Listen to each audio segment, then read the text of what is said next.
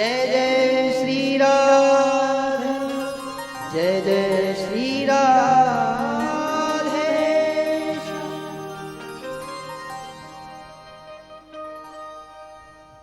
श्रीमद् भागवत का यह प्रथम श्लोक।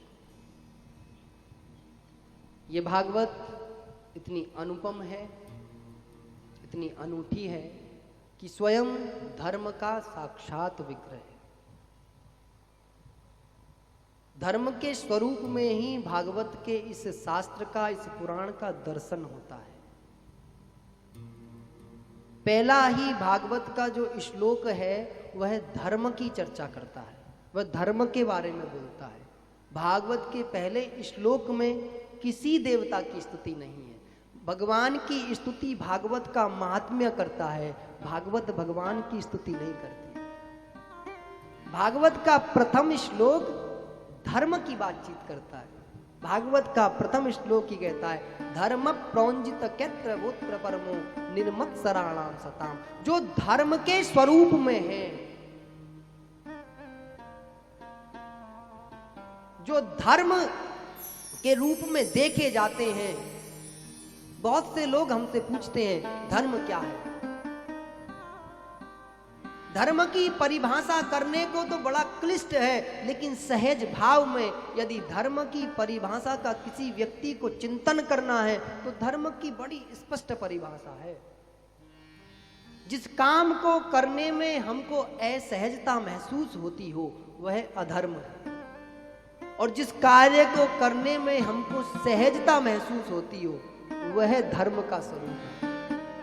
सहजता दान करने में होती है, सहजता त्याग करने में होती है। सहजता किसी भी कार्य को यदि तुम धर्म से जुड़े हुए को देखोगे तो वो सहज होंगे। जब हम भगवान के मंदिर में जाते हो तो हमारे अंदर सहजता दिखती है या नहीं दिखती है? हम सहज जाते ना। कितना भी गुस्सा करने वाला व्यक्ति हो, जैसी जब भी अपने मन से भगवान के मंदिर में प्रवेश करेगा तो वो सहज रहेगा। तो सहजता जो है ना वही धर्म का स्वरूप है। किसी जीव की हत्या करना असहज महसूस कराता है, इसलिए वो अधर्म है। किसी भी असहज काम को यदि हम करेंगे तो वो ही अधर्म है। असहज में जीव हत्या आती है, पाप करना आता है, चोरी करना आता है, जुआ खेलना आता है, झूठ बोलना आता है। ये सारे जितने भी अधर्म के रूप में खड़े हैं वो सब असहज हैं। इसलिए जब कभी धर्म का सोचना हो कि मैं धर्म पर चल रहा हूं या नहीं चल रहा हूं, तो केवल ये फील करना कि क्या मैं सहज महसूस कर रहा हूं। यदि सहज महसूस करो और ऐसा लगे कि हाँ मैं ठीक हूं, सब अच्छा तो कर रहा हूं, तब समझ लेना कि ये ही धर्म है। कई लोग बनावटी सहजता दिखाते हैं, जैसे पता तो होता है हम गलत करके आए, लेकिन वो मतलब चेहरे पर एक्सप्रेशन नहीं लाएंगे, मन के अंदर भाव लेकर के आएंगे हाँ गलत हुआ, लेकिन गलत दिखाएंगे नहीं कि मैंने गलत किया है। लेकिन मालूम होता है, जैसे कोई व्यक्ति किसी जीव की हत्या करता है, काटता है, तो वो ये जानता है कि मैं गलत कर रहा हूं, लेकिन वो मानता नहीं है। जानता है लेकिन मानता नहीं है। हम अपने घरों में अपने माता पिताओं का अपमान कर देते हैं, हम जानते हैं कि ये हम अपमान कर रहे हैं, लेकिन मानते नहीं।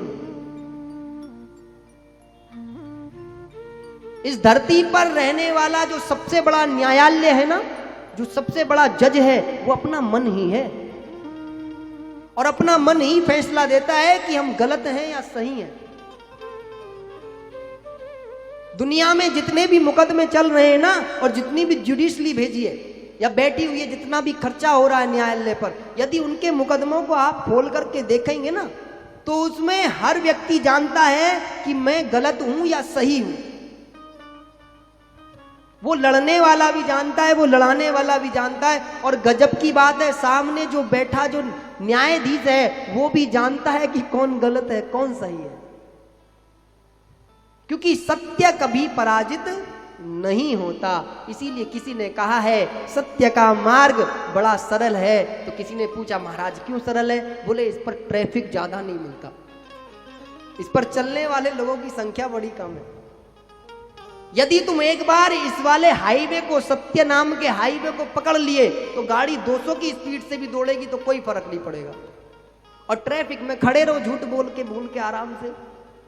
पहले एक झूठ बोलोगे, फिर उस झूठ को छुपाने के लिए दूसरा बोलोगे, फिर उस झूठ को छुपाते छुपाते छुपाते छुपाते आज सत्य पर ही जाओगे, वो छुपेगा ही नहीं। इसीलिए अपने जीवन को यदि सहज बनाना चाहते हो तो सत्य को अपने जीवन में धारण करो। और जो व्यक्ति अपने जीवन में सत्य को धारण करता है उसके जीवन की डोर भगवान सत्य के स्वरूप में, जो धर्म के स्वरूप में खड़े हैं, वो स्वयं अपने हाथ में ले लेते हैं। और इतिहास साक्षी है, भगवान ने जिसके भी रथ की डोर अपने हाथ में ली है महाराज, उसको कैसा भी युद्ध हो उसको विजय होना ही है, होना ही है। इसीलिए प्रयास करना अपने जीवन में, धीरे धीरे आदत डालना। आज पहला दिन है, अभी 6 दिन बाकी है, तो धीरे धीरे आदत डलेगी। उस